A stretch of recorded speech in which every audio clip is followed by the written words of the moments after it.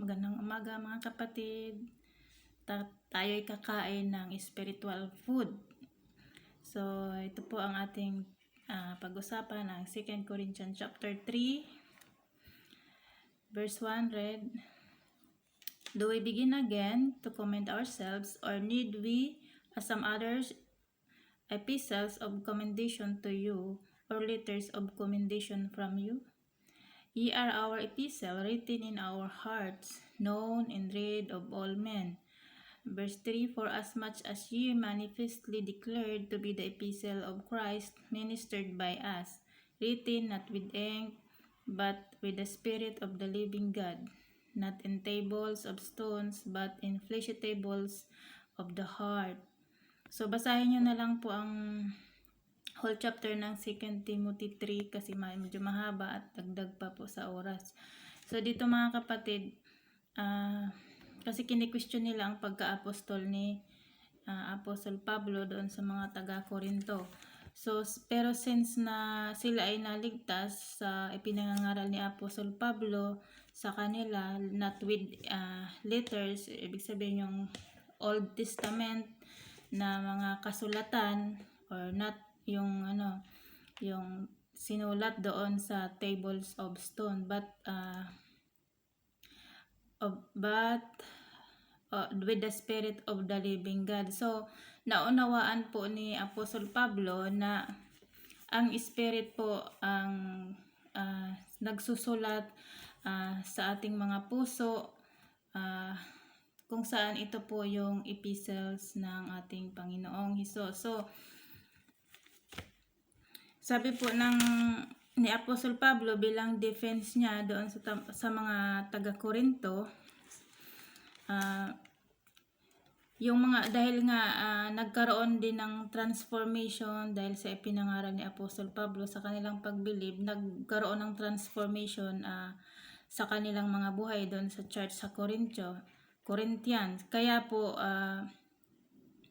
yung ipinangaral po ni Apostle Pablo, sabi niya, ye are our epistles, written on our heart. So, yung ipinangaral na ebanghelyo na nakapagligtas po sa mga church sa Corinto ay naging living epistle. So, yung mga tao po na yon na napabilang po sa members of the body of Christ. So, sila po yung naging living epistles nila Apostle Pablo, because they knew that na sila po natotoo at katotohanan. So, yun po ang isang silyo na katotohanan na si Apostle Pablo po ay nagsasalita ng salita ng ating Panginoong Hesus. So, sila po yung mga silyo. So, 1 Corinthians chapter 9. So, sila po yung bungan ng paglilingkod ni Pablo sa Panginoon at katibayan na siya ay apostol ni Kristo, na siya ay nagsasalita ng salita ng ating Panginoong Hesus. Dahil nakita po ito sa kanilang mga buhay, sa kanilang mga kalooban, nagkaroon ng transformation. So, sabi niya, written in our heart, known and read of all men. So, dahil sa pagbilib nila sa ebanghelyong ipinangaral ni Apostle Pablo, nangakilala at binabasa po yung living epistle, yung mga church sa Corinto, nangakikilala sila at sila ay binabasa ng lahat ng tao. So, dahil kakaiba na sila, na hindi na sila yung dati, at nagkaroon ng transformation sa kanilang mga buhay. So, nagkaroon sila ng mutual relationship with Paul. Sabi niya, ye are our epistle, written in our heart. So, mayroon na silang mutual relationship with Apostle Paul. Sabi sa verse 3, "For as ye are manifestly declared to be the epistle of Christ." So, hayag na nahahayag sa kanilang mga buhay na sila yung living epistle of Jesus Christ. So, yun po yung Corinthian church. So, they were Christ living epistles na nakikita at nahayag sa mga tao.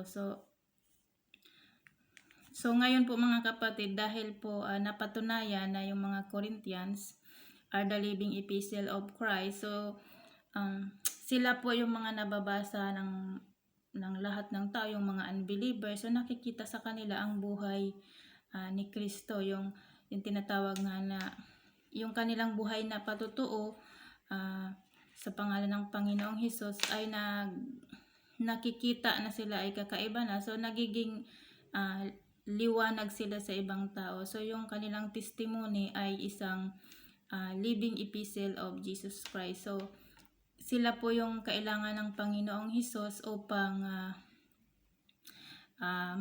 magpahayag ng salita ni Kristo sa lahat ng dako. So sa ngayon mga kapatid, tayo yung naging extension ng Corinthian church sa panahon natin ngayon, no? So tayo din po ay mga living epistles ng ating Panginoong Hesus, sapagkat after na nag-believe tayo doon sa Gospel of Christ, the Gospel of our salvation, 1 Corinthians chapter 15, 1-4.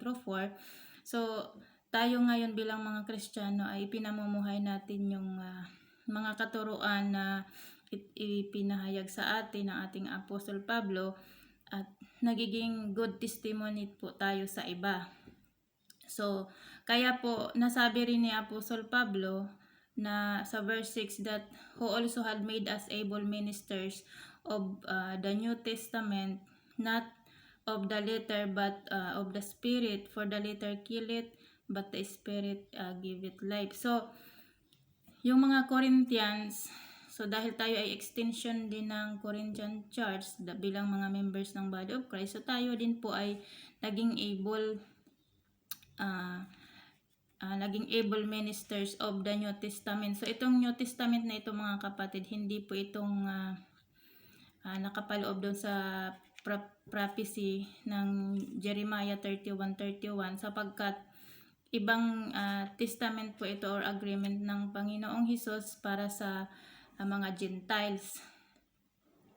Sapagkat yung nasa Jeremiah 31:31-34 ay New Testament naman to sa covenant people of God, kung saan ang mga Israel ay ilalagay sa kanilang puso, sa kalooban nila ang loob pang sundin ng buo, na hindi na po sila nagkakasala pa. So sa atin mga kapatid sa panahon ngayon, as we acknowledge the testimony of Jesus Christ sa revelation of the mystery revealed to our Apostle Pablo, ay ang New Testament sa atin ay hindi po ito ang patungkol doon sa letters. Ibig sabihin yung Law of Moses na nakasulat din sa Table of Stones, or letters, yung ibig sabihin yung sa Law of Moses and other prophets na sinulat sa Old Testament. So ang New Testament na ito mga kapatid ay bago, hindi po nakasulat, kundi ang Spirit po ang nagsusulat sa ating mga puso.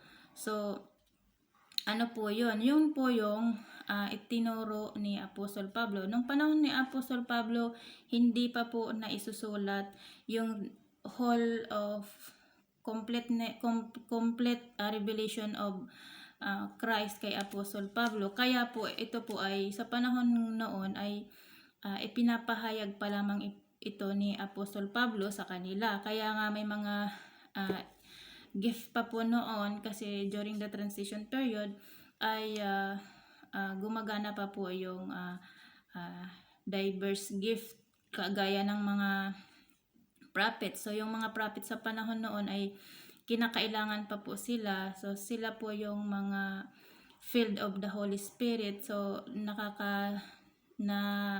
nasisense po nila na yung mga itinuturo, kasi filled of the Holy Spirit, yung Spirit po ang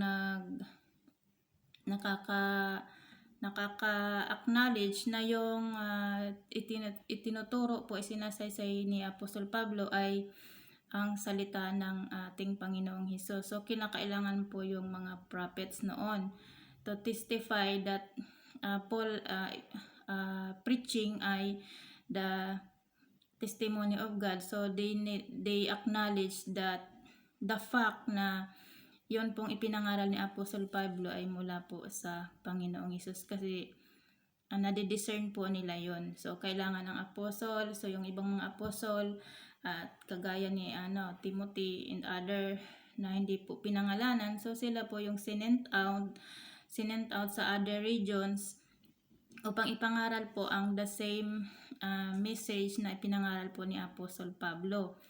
And then pastors, teachers, so para po sa pag-perfect ng church, the body of Christ. So yun po mga kapatid. So hindi po mula o galing sa tao o sa 12 apostles ang katuruan ipinangangaral po ni Apostle Pablo, o hindi rin po mula sa mga Old Testament. Ito po ay bago, revelation of the mystery. Kaya nga po mga kapatid, nung nabuo na po yung para sa New Testament sa panahon ng biyaya, yung kasulatan na 13th epistle na Apostle Pablo na full revelation of God, sinabi niya po doon sa Ephesians chapter 3 verses 4 to 5, whereby when ye read, ye may understand my knowledge in the mystery of Christ. So nung panahon noong hindi pa buo yung revelation of the mystery, nasasaysay pa lamang po ni Apostle Pablo in few words, sabi niya sa verse 3, as I wrote afore in few words. So verse 5, which in other ages was not made known unto the sons of men, as it is now revealed unto his holy apostles and prophets by the Spirit. So ang nagre-reveal po doon sa mga kasamahan ni Apostle Pablo, and then prophets, ay ang Holy Spirit. So kanila pong naiintindihan that the Spirit does the writing of in our hearts. So hindi po galing sa law, hindi rin galing sa covenant. So bago po ito. Kasi yung nagbilib sa Corinthians, mga kapatid, ay hindi naman isinulat sa kanilang mga puso yung law, at hindi rin sila in-empower ng Holy Spirit to keep the law. Ibig sabihin, hindi po tayo under the law program, o hindi po tayo under ng New Testament program sa Israel. So kakaiba at bago pong agreement or testament ang ipinararating po ng ating Panginoon. So hindi po ito ang fulfillment ng prophecy sa Old Testament, ang panahon ng biyaya, dahil ibang testament po ito, at hindi po nasusulat sa table of stones, hindi rin from letters or yung Old Testament, kundi ito po ay bago, the Spirit written in our hearts. Kaya po tayo mga naging able ministers of the New Testament. So si Spirit po is writing men into the body of Christ. So nagiging kasi nga dahil mga living epistle of Christ tayo, so the Spirit written men into the body of Christ. So nagiging members tayo ng body of Christ bilang mga ministro ng ating Panginoong Hesus. So in Romans 15, mga kapatid, ay basahin nyo na lang po Romans 15 verses 13. So salita po doon ni Apostle Pablo kung paano siyang tinawag sa biyaya ng Panginoong Hesus. So yung dahilan ng pagsulat ni Pablo doon sa mga taga-Roma, sinaysay niya po yung biyayang natanggap niya na gaya sa ibang mga sulat na ipinahayag ni Apostle Paul sa mga local churches. So bilang testimony, so na sa biyayang kanyang tinanggap or kaloob ng Diyos sa kanya, ay ginawa siyang apostle sa mga hentil upang ibahagi ang ebanghelyo tungkol sa ginawa ni Kristo, na sa pamamagitan ng kanyang mga salita, pag ipinahayag ni Apostle Pablo or maging sa kanyang gawa, ay maipakita sa mga hentil ang paglakad sa biyaya. So ayon sa biyaya na kanyang tinanggap for the Gentiles obedience. So sa ganitong mga kaparaan, mga kapatid, kapag alam natin yung foundational doctrine ng New Testament program sa dispensation of grace, ay naluluwalhati po natin ang Diyos. So ng tuwiran directly, kahit wala ang Israel and their covenant or ang kanilang pag-rise bilang instrumentality para sa kaligtasan ng mga Hintil. So kasi nga ay ang mga Hudyo ngayon ay same footing na po sa atin mga kapatid. So they become hidden na rin, mga idolatro. So lahat ay kinakailangan ng sumampalataya o sampalatayanan ang glorious gospel, the gospel of our Lord Jesus Christ, the death, burial, and resurrection. So Paul Gospel ay also Christ testimony para sa bagong programa. So yun nga, nung matapos na nabigo yung naluwalhatiin ng mga Hudyo, ang Diyos through their instrumentality ay bumagsak po sila at hindi na po sila naging kagamit-gamit, vessel unto honor, naging vessel unto dishonor na po sila. So basahin nyo Romans 9 and 10. So kaya po naluluwalhati natin ang Panginoong Hesus ngayon, or ang ating Diyos, sa pamamagitan po ng pagpapahayag ng revelation of the mystery. So mga kapatid, kung hindi po natin na alam yung revelation of the mystery, hindi po tayo able ministers of the New Testament. Kasi nung natapos na nga ni Apostle Pablo yung whole revelation of the mystery, ay may ipinaalam niya yung tatlong division or the tatlong major division sa Bible, na kung saan time passed, yung nakalipas from the Genesis hanggang bago ang kapahayagan ng revelation of the mystery kay Apostle Pablo. So time passed po yun. So yung but now sa New Testament program sa Grace Dispensation, yung but now po, yun po yung ating instruction, the will and instruction ng Diyos para sa atin o pang ating lakaran. Yung but now, yung Pauline epistles, and then ages to come, yung after naman po yun ng pagtatapos ng dispensation of grace, na sinasabi nga ng karamihan yung rapture. So babalik yung dating ugnayan ng Israel at ng Diyos. So may dealings muli sila. So yun yung ages to come. So kaya kailangan mga kapatid, alam natin po yung kung paano po ipapahayag ang naisulat na po na whole Bible.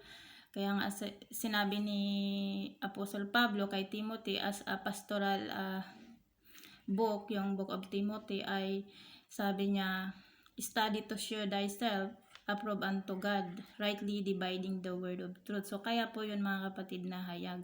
Sa madiin din na sinasabi ni Apostle Pablo sa kanyang pastoral epistles ay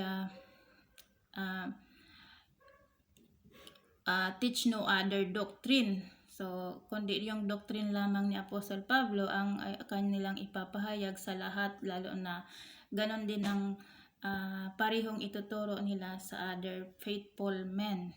So, though may mga unfaithful po, so sa panahon ng biyaya na ngayon mga kapatid, meron pa rin namang mga saved people na patuloy pa rin na uupos po sa katotohanan. Though sila ay naligtas sa biyaya, pero inuupos pa rin nila yung inuupos nila yung katotohanan kung saan po sila naligtas.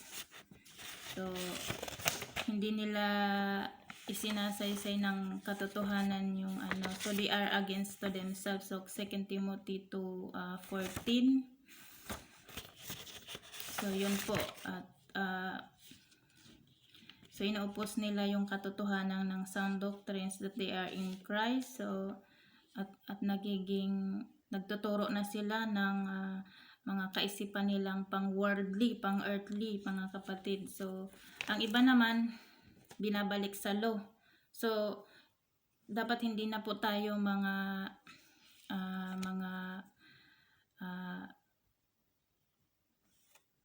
doon sa device ni Satan. So hindi na tayo mga ignorante sa device ni Satan. Ang iba para ma-hide si Satan, para ma-hide niya yung katotohanan na itinuro ni Apostle Pablo, the revelation of the mystery, ibinabalik po, ini-insert sa kaisipan ng iba yung pagtuturo, pabalik po doon sa law. Yung iba naman is still blind pa talaga mga kapatid. na spiritually blinded. So mababasa nga natin sa whole chapter ng 2 Corinthians chapter 3 na kapag ministration of condemnation and death ang tinuturo nyo ay yung ibinabalik kayo sa law. Whereas naman yung itinuturo ni Apostle Pablo, ito po yung ministry of righteousness and life, kasi ito po yung naisulat sa ating mga puso, hindi po yung Old Testament. So 2 Corinthians chapter 3 verse 18, basahin po natin for the ending.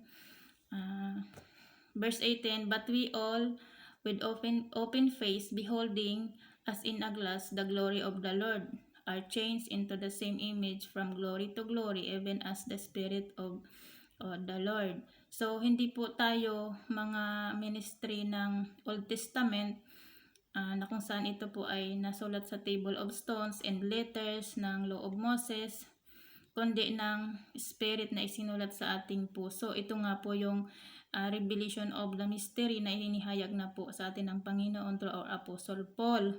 So, wala pong talukbong tayo ay open face, na kung saan living epistle of Jesus Christ po tayo, na hayag na nakikita, nakikilala, napabasa ng lahat ng tao ang ating mga kalooban kung sino tayo kay Kristo. Because we are epistle of Christ, we are His living epistle. So yung nakikita sa atin yung patotoo, buhay na patotoo na tayo po ay na kay Kristo. So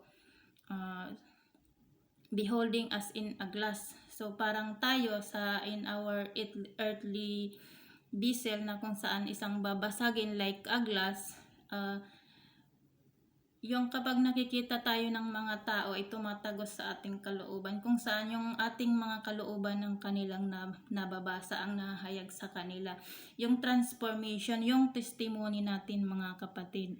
So yun po, we beholding as in a glass the glory of the Lord. So and are changed into the same image from glory to glory. So kung hindi po natin alam yung revelation of the mystery mga kapatid, na siyang living epistle written in our heart, so we are not able ministers of our Lord Jesus Christ. So we still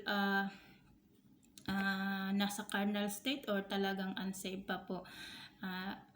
Hindi po sa pamamagitan ng degree, mga doctoral certificate degree ang magiging basihan po upang maging able minister po tayo, kundi kung alam natin yung whole revelation of the mystery. So, at kung ay tinuturo nyo ay yung sa panahon pa ng time pass, so sorry mga kapatid, dahil malinaw po dito na hindi nga po tayo ministration of the letter, but we are the ministration of righteousness and life, which is the epistles of the Spirit written in our heart. So yung revelation of the mystery po ang tinutukoy po dito mga kapatid.